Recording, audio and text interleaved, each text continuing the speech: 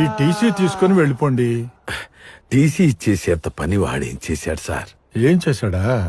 మీరే చూడండి.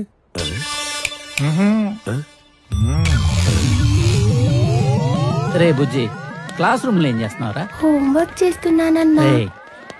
హోంవర్క్ ఇంట్లో చేసుకోవాలి, స్కూల్లో ఆడుకోవాలరా. మన ఇద్దరం ఒక ఆట ఆడదామా? ఏ మాట? ఏం లేదురా, నీ కళ్ళకు గంతలు కట్టి ఒక చోటకు తీసుకెళ్తా. అక్కడ నువ్వు సుస్సుపోయాలి. మళ్ళీ నేను ఇక్కడికి తీసుకొచ్చి నీ కళ్ళకున్న గంతలు తీసేస్తా. నువ్వు సుస్సు ఎక్కడ పోసా కనుక్కోవాలి. ఓకేనా? సరే. రే బుజ్జి, నేను 1 2 3 స్టార్ట్ అనగానే ఏం మాట్లాడకుండా సైలెంట్ గా జిప్ ఓపెన్ చేసి సుస్సు పోసేయాలి. ఓకేనా? ఓకే అన్నా. స్టార్ట్. పోయండ్రా.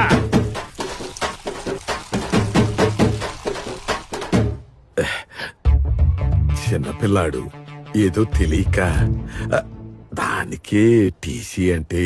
మీరింక టెర్రాస్ మీదే ఉండిపోయారా? కిందకొచ్చి సెకండ్ ఫ్లోర్ లో చూడండి.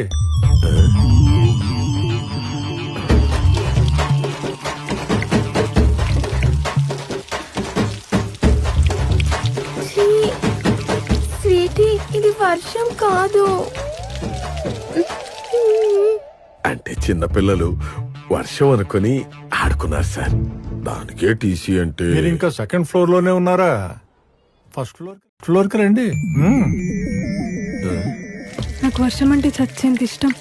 అయ్యో విజయ మ్యామ్, అసలు వర్షం పడితే నేను ఇంటికి తడవకుండా వెళ్లేదాన్నే కాదు. స్కూల్ అయిపోయింది. అవునా మ్యామ్? నాకు కూడా అంతే. పదని చెప్తా.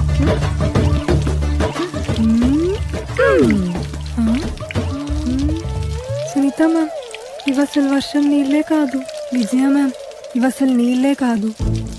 చిన్నపిల్లలు తెలియక ఆడుకున్నారు, టీచర్లు ఆడుకోవడం ఏంటండి?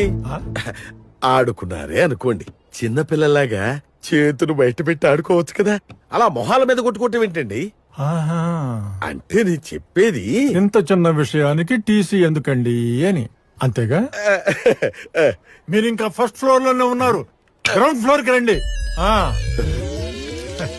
చూసారా మాస్టర్, బయట ఎండగానే ఉంది కానీ వర్షం పడుతోంది. వర్షం నీరు ఆరోగ్యానికి చాలా మంచిది. అవి దొరికినప్పుడే తాగేయాలి. కింద పడింది అనుకోండి పొల్యూట్ అయిపోతాయి.